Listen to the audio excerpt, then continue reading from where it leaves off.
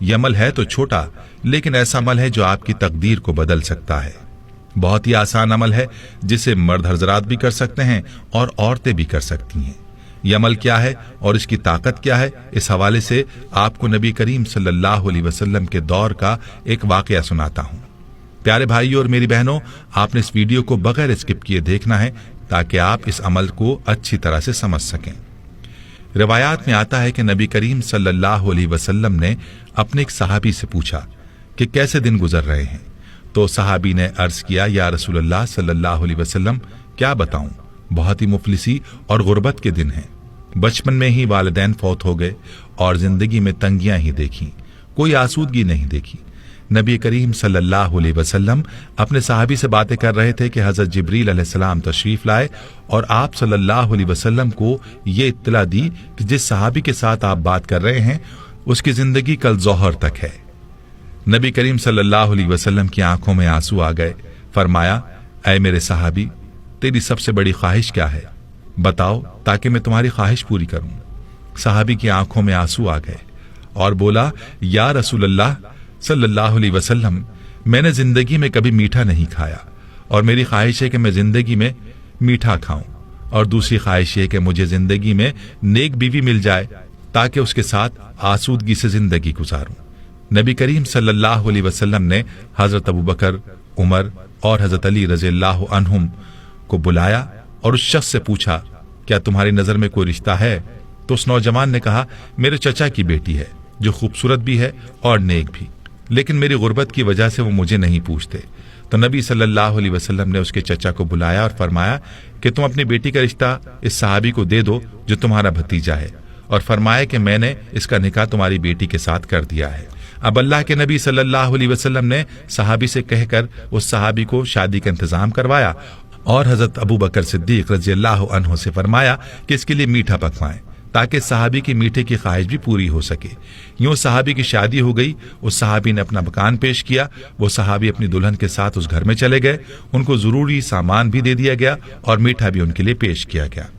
اللہ کے نبی صلی اللہ علیہ وسلم نے ایک صحابی سے کہا، ظہر سے عصر تک اس گھر کے ارد گرد رہیں، اور جیسے ہی رونے کی آواز سنائی دے تو آپ صلی اللہ علیہ وسلم کو اطلاع دیں۔ وہ صحابی وہاں موجود رہے، لیکن کوئی رونے کی آواز نہ آئی، بلکہ خوشی اور ہنسنے کی آوازیں ہی سنائی دیں۔ عصر کے وقت اس صحابی نے نبی کریم صلی اللہ علیہ وسلم کو سارا ماجرا بتایا تو آپ صلی اللہ علیہ وسلم سجدے میں گر گئے اور اللہ رب العزت سے عرض کیا، یا اللہ، جبریل علیہ السلام نے تو مجھے اطلاع دی تھی کہ صحابی کی زندگی ظہر تک ہے، لیکن یہ کیا ماجرا ہے؟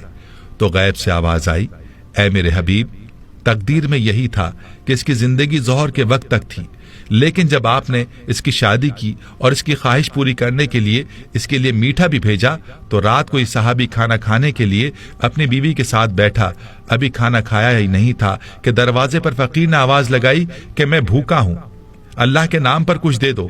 تو صحابی نے بیوی سے اجازت لے کر وہ سارا کھانا اس فقیر کو دے دیا، اور وہ میٹھا جس کی وہ خواہش رکھتا تھا وہ بھی اس نے فقیر کو دے دیا۔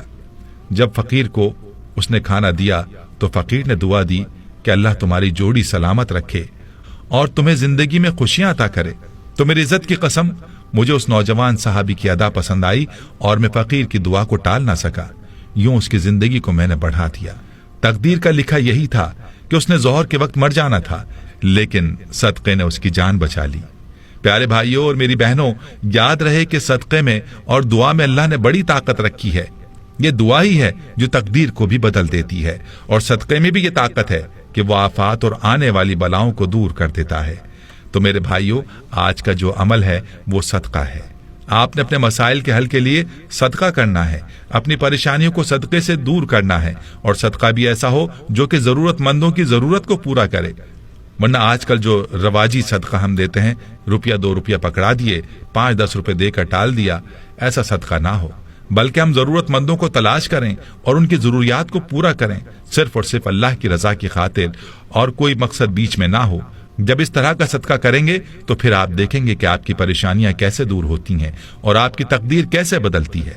ہمیں چاہیے کہ اپنے ارد گرد رشتہ داروں میں دیکھیں کون ہے جو نادار ہے، جو مفلس ہے، اس کی مدد کریں، اور اپنے دروازے پر آنے والے فقیر کو ہم خالی نہ لوٹائیں بلکہ اس کی ضرورت کو پورا کریں۔ फिर देखें कि आपकी परेशानियां और बीमारियां कैसे खत्म होती हैं और आपकी आफात और बलियात से कैसे हिफाजत होती है। प्यारी बहनों और मेरे भाइयों, जब भी आपको किसी परेशानी का सामना हो तो सदका कर दिया करें, अल्लाह के फजल से परेशानी दूर हो जाएगी। यहाँ आपको सदक़े के चंद फजाइल बताता हूँ, जरूर मुलाहिजा कीजिएगा। याद रहे कि सदका अल्लाह ताला के गुस्से को दूर करता है और बुरी मौत से बचाता है। जैसे कि अबू सईद खिदरी रजी अल्लाह ताला अन्हु कहते हैं, रसूलुल्लाह सल्लल्लाहु अलैहि वसल्लम ने फरमाया, पोशीदा सदका अल्लाह ताला के गजब को ठंडा कर देता है, सिला रहमी उम्र में इजाफा करती है, नेक अमल आदमी को बुराई के गड्ढे में गिरने से बचाता है। रवा बेहक़ी। एक और रिवायत में आता है कि क़यामत के दिन मोमिन अपने सदक़े के साये में होगा। और इसी हवाले से मुर्ज़द बिन अब्दुल्ला रज़ी अल्लाह अन्हु नबी करीम सल्लल्लाहु अलैहि वसल्लम के बाद सहाबा से रिवायत करते हैं कि उन्होंने रसूलुल्लाह सल्लल्लाहु अलैहि वसल्लम से सुना, आप फरमाते थे कि क़यामत के रोज सदका ईमानदार के लिए साया होगा। रवा अहमद।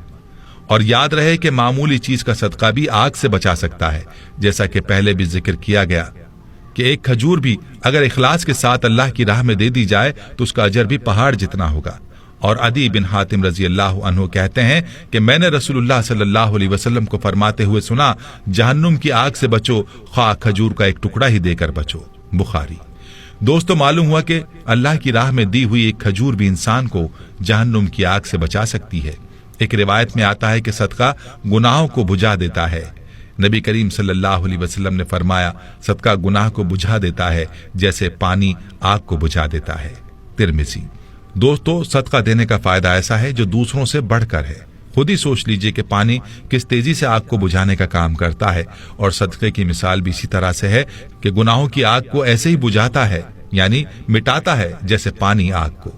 दोस्तों, एक बात याद रहे कि मुतादिद आयात और रिवायात से ये बात मालूम होती है कि सदका देने से माल कम नहीं होता।